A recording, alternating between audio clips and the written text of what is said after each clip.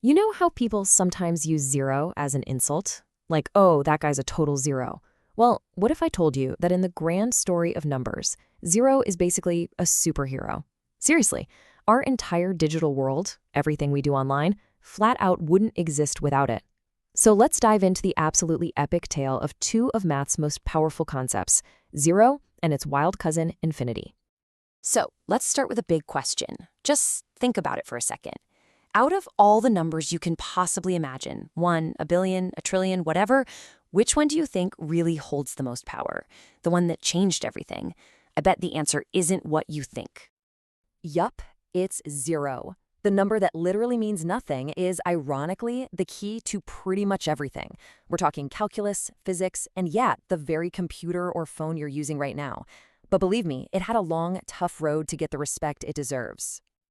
So let's start our story at the very beginning. Act 1, the birth of an idea, and the long struggle to just represent the absence of something.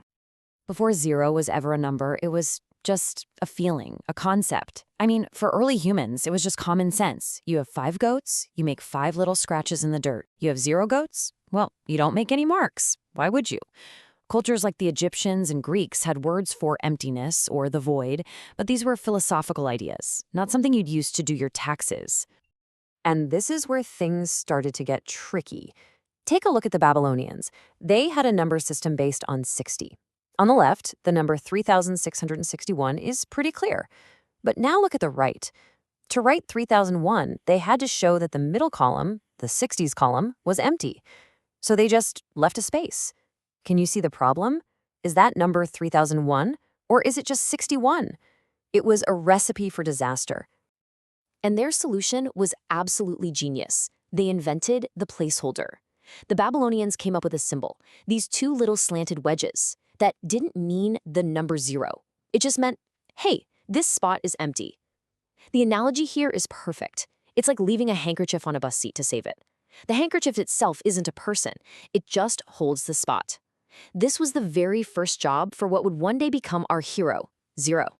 So, from this humble start in Babylonia, the idea started an incredible world tour. It traveled to India, and this, my friends, is where the real magic happened. Around 650 AD, Indian mathematicians took this little placeholder and transformed it into a full-fledged number.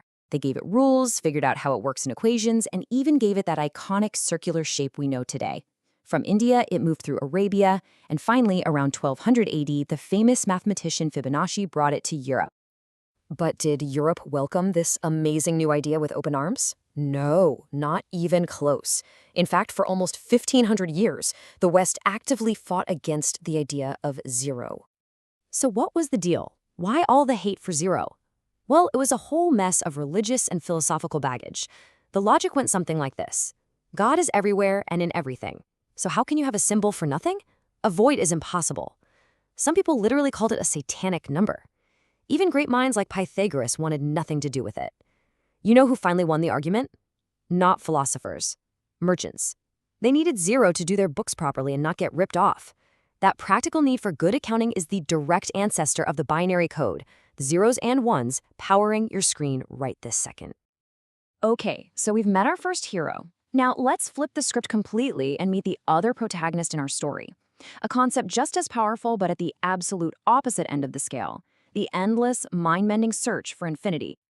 If zero is nothing, then infinity is, well, everything.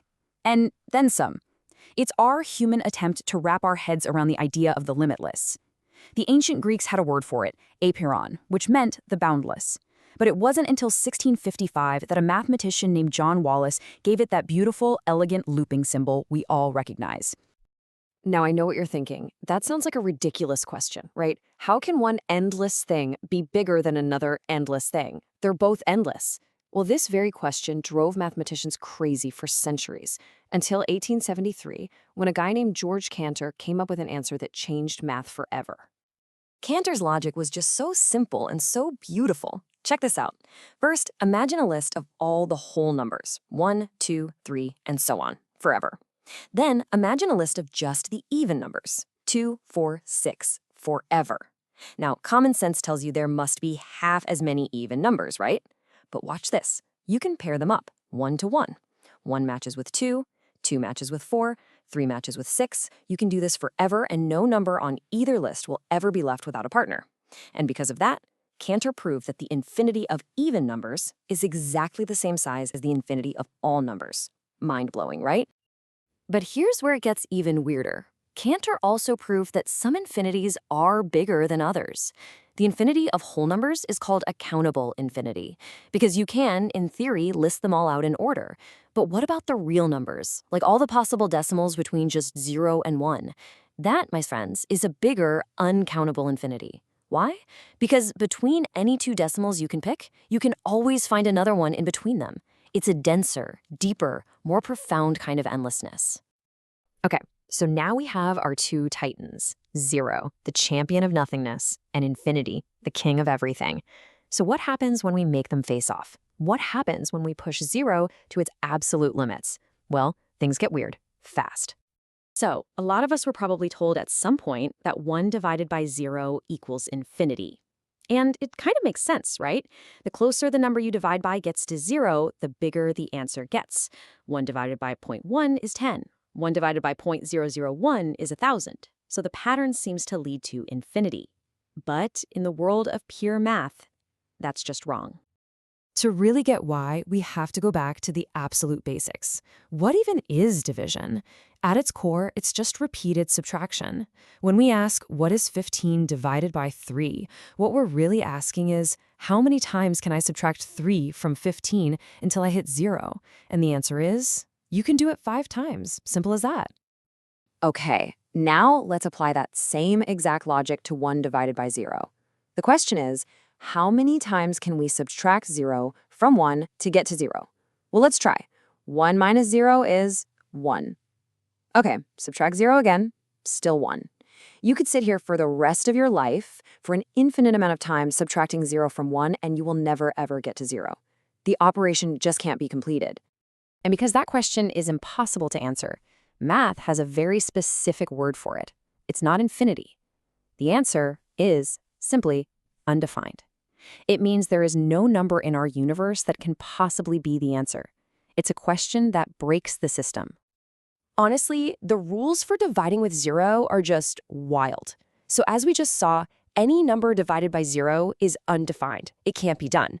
Now, 0 divided by a number, that's easy. It's just 0. You don't have to subtract anything because you're already at the goal. But the weirdest one of all is 0 divided by 0. What's the answer? Well, it could be 5, because 5 times 0 is 0. It could be 200. It could be anything. Since any answer could work, we call this indeterminate.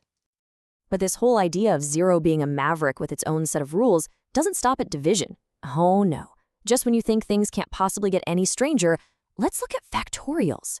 3 factorial is 3 times 2 times 1, which equals 6. So here's one last puzzle for you. What do you think 0 factorial is? The logical guess is probably 0, right? Nope, it's not. In the beautiful, strange world of mathematics, 0 factorial is equal to 1. And this isn't some random rule they made up.